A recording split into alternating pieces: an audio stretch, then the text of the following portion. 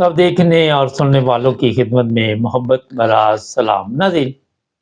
چند دن پہلے جب فوجی عدالتوں نے لوگوں کو سزا سنائی، پہلے 25 لوگ تھے، پھر پتہ نہیں اور 60 لوگوں کو سنائی گئی، تو میں نے ایک پروگرام کیا تھا، تو میں نے آپ کو بتایا تھا کہ یہ سزا نہیں دے گے، ان کو صرف دہشت ڈالنے کے لیے یہ سب کچھ کیا گیا۔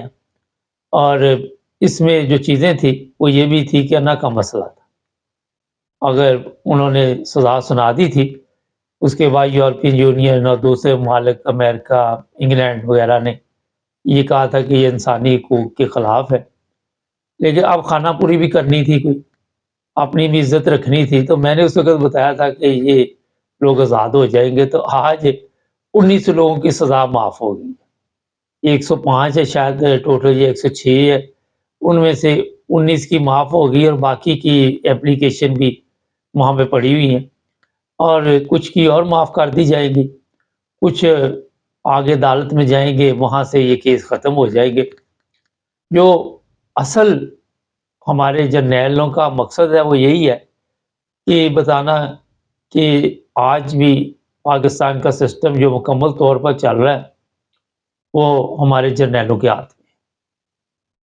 اگر یہ وہ کام نہ کرتے، یورپی یونین اور دوسرے ممالک کے کہنے کے بعد کہ جی سزا نہ سناتے یا وہ سزائیں واپس لے لیتے، تو پھر ہوتا یہ ہے کہ آپ یہ بھی کہہ سکتے ہیں کہ ہمارے جرنیلوں کی کوئی ویلیو نہیں ہے، وہ ڈر گئے ہیں۔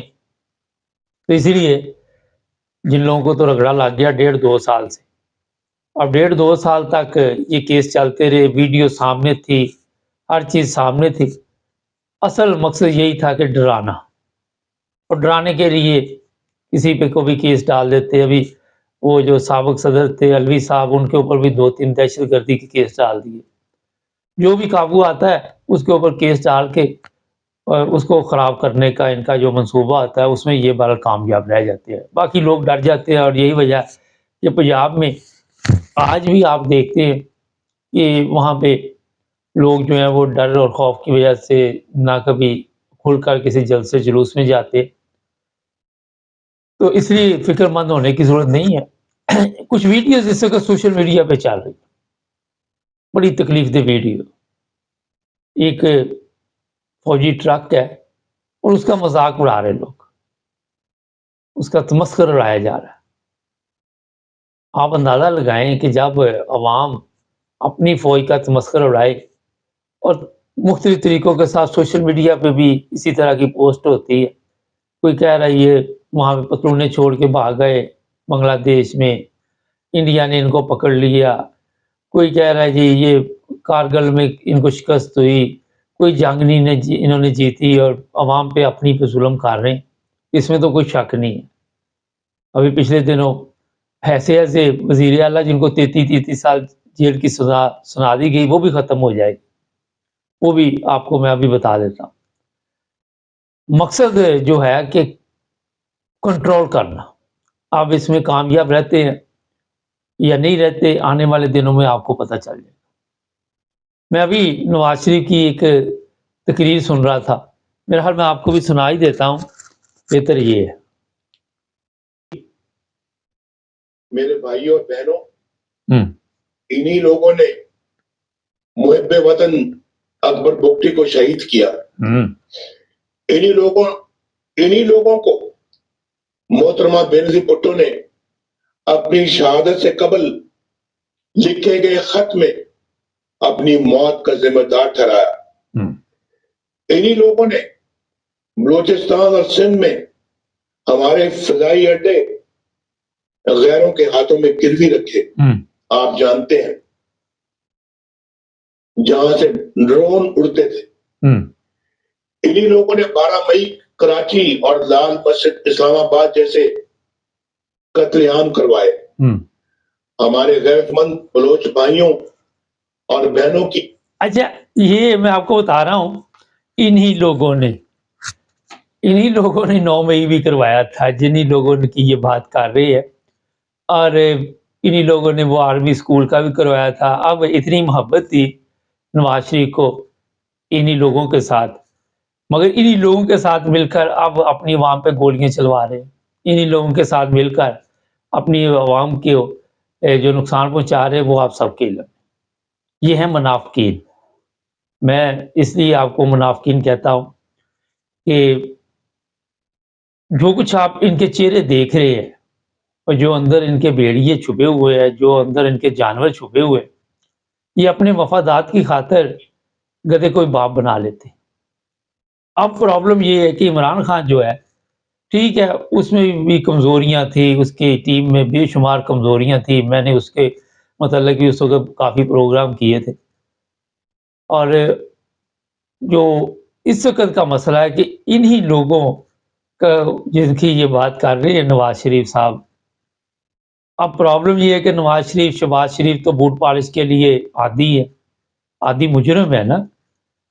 تو جن لوگوں کی یہ بات کر رہا ہے وہ لوگ ان سے تو بوٹ پالش بھی کروا لیتے ہیں، ان کو چپیڑے شپیڑے بھی مار لیتے ہیں، ان کو جوتے بھی مار لیتے ہیں. جہاں پہ کوئی پرابلم ہوتی مریم کو بھیج دیتے ہیں کہ ذرا حالات ٹھیک کرو.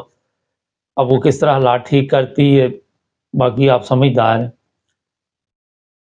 عمران خان کے لیے اب پرابلم یہ بنی ہوئی ہے کہ انہی لوگوں، جن لوگوں کی یہ بات کر رہا ہے ان کو عادت پڑی ہوئی ہے، جس طرح میں نے بتایا اب عمران خان ان کے بوٹ پالش نہیں کر رہا، ان کے جوتے جو ہے وہ کہتا ہے جی میں نے پالش نہیں کرنے. وہ کہتے ہیں کہ ہمیں تو عادت پڑی ہوئی ہے، جب سے پاکستان 75-76 سال سے بنا ہے، اور ہم نے تو بڑے بڑے جو بھی لوگ یہاں پہ آئے بھٹو جیسے لوگوں کو ہم نے تو نہیں چھوڑا، ان کو جیل میں بند کر کے جس طرح ان کا حال کیا وہ سب کے سامنے، اور تم کس کھیت کی موڑی. اب پرابلم یہ ہوگی ہے جو سب سے بڑی اس وقت جن لوگوں کی یہ بات کر رہے، جرنیلوں کی بات کر رہے ظاہر، وہ ایک تو انٹرنیشنل لیول پہ بدنام ہو گئے، ایک اپنی عوام سے نفرت شروع ہوگی، مگر اس میں ابھی تک ان میں بھی لچک نہیں آ رہی. ہوتا ہے کہ لچک آ جائے، اپنے آپ کو بندہ چینج کر لے، مگر ایسی کوئی چیز نظر نہیں آ رہی. اور یہ آپ کو میں بتا دوں کہ لچک جب کسی چیز میں نہیں ہوتی، عمران خان میں بھی نہیں آ رہی، ان میں بھی نہیں آ رہی، تو ایک نے تو ٹوٹنا ہی ٹوٹنا. فوج کے ذہن میں ہے، جرنیلوں کے ہمارے پاس طاقت ہے. آپ نے دیکھا ہوگا پاکستان میں اکثر یہ کہتے ہیں طاقت کا سرچشمہ عوام ہے، مگر ایسی بات نہیں ہے. عوام کی کہاں وہاں پہ کوئی حیثیت نہیں ہے. عوام کے لیے نہ تو کبھی الیکشن ہوئے، نہ کبھی عوام کی مرضی کے مطابق کوئی جو لوگ بھی آئے وہ الیکشن جیت کے عوام میں پہنچے، اور جو عوام میں پہنچے وہ کوئی عوام کے لیے آسانی پیدا کرنے کے لیے نہیں آئے، وہ مشکلات پیدا کرنے کے لیے، اپنے لیے آسانی پیدا کرنے کے لیے کہ ہمیں پروٹوکول ملے، ہمارے آگے پیچھے پولیس بھاگے دوڑے، اور کوئی نوکر چاکر ہوں، کوئی اچھی گاڑیاں ہوں، فری پیٹرول ملے، فری بجلی ملے. مطلب بدماش سمجھ لیں آپ. جو بندہ پارلیمنٹ میں پہنچتا ہے وہ اپنے علاقے کا بدماش ہوتا ہے، اور جس کو بھی کوئی کام ہوتا ہے وہ پھر اس نے کرندے چھوڑے ہوتے ہیں، ان کے ساتھ ڈیل کر لو، وہ پیسے لے لو کہ ان کے کام کرواتے رہتے. وہ بتایا یہ جا رہا ہے کہ ادارے جو ہے وہ بڑی خدمت کر رہے ہیں پاکستان. یہ چیزیں میں آپ کو اس لیے بتا رہا ہوں کہ جب تک منافقت ختم نہیں کریں گے آپ، کسی کے ساتھ بھی آپ مخلص نہیں ہوں گے، اور ہماری عوام کے ساتھ نہ ہمارے جرنیل مخلص ہے، نہ سیاستدان، نہ ادارے، نہ کوئی مخلص نہیں ہے. اور مصیبت یہ کہ عوام بھی آپس میں ایک دوسرے کے ساتھ مخلص نہیں. عوام کو ایسی ٹرک کی بتی کے پیچھے لگایا ہوا ہے کہ وہ بیچارے صبح سے شام تک تھوڑی سی بھی ہوش آنے لگتی ہے تو کوئی نہ کوئی طریقہ واردات جو ان کے پاس ہوتا ہے وہ ڈال دیتے تاکہ وہ کسی لائن میں لگ جا کے، کبھی آٹے کی لائن میں، کبھی بجلی کے بل کی لائن میں، کبھی کہیں. ان کے لیے یہ کھجل خرابی کے پروگرام جو ہے یہ پارلیمنٹ میں بیٹھ کے بناتے رہتے ہیں کہ ان کو کس طرح کھجل خراب کرنا. اور جب ذہنی طور پہ غلامی کی عادت پڑ جائے تو پھر اپنی طاقت کا اندازہ نہیں رہتا. عوام کو اب اپنی طاقت کا اندازہ ہی نہیں ہے. ان کو پتا ہے کہ ہماری طاقت جو ہے وہ بالکل زیرو ہو چکی ہے. ہم وڈیروں کے رحم و کرم پہ چل رہے ہیں، ہم پارلیمنٹ میں جو لوگ بیٹھے ہوئے ان کے رحم و کرم پہ چل رہے ہیں. اور پھر آپ نے دیکھ لیا جو عوام کی حالت ہوئی ہے. کوئی بھی جگہ آپ کو وہاں پہ پاکستان میں ایسی نظر نہیں آئے گی جہاں پہ چور بازاری نہ ہو رہی ہو، میں نے پچھلے پروگرام میں بتایا تھا کہ سب سے زیادہ چور بازاری میں آپ کی پولیس ملوث. اب پولیس نے آپ کو تحفظ دینا وہ سب سے زیادہ وہی غلط کاموں میں ملوث. تو سسٹم کو ایسا درم برم کر دیا گیا ہے کہ اب اس کو ٹھیک کرنا مشکل ہو رہا ہے. اب ٹھیک کس نے کرنا، یہ ہے سب سے بڑا ایشو. فوج یہ مذاکرات کرتے ہیں میرے حالات شروع ہونے کہ کل ہونے دوبارہ ان کے. فوج کبھی بھی ہماری یہ نہیں چاہے گی کہ یہ سیاسی پارٹیاں جو ہے یا سیاست دان جو ہیں یہ اکٹھے ہو جائیں. تو ان کو فکر کی ضرورت بھی نہیں ہے، کوئی پریشانی، نو ٹینشن. یہ اس قابل ہی نہیں آپ نے چھوڑے کہ یہ اکٹھے ہو جائے. عوام آپ نے اس قابل نہیں چھوڑی کہ وہ اکٹھی ہو جائے.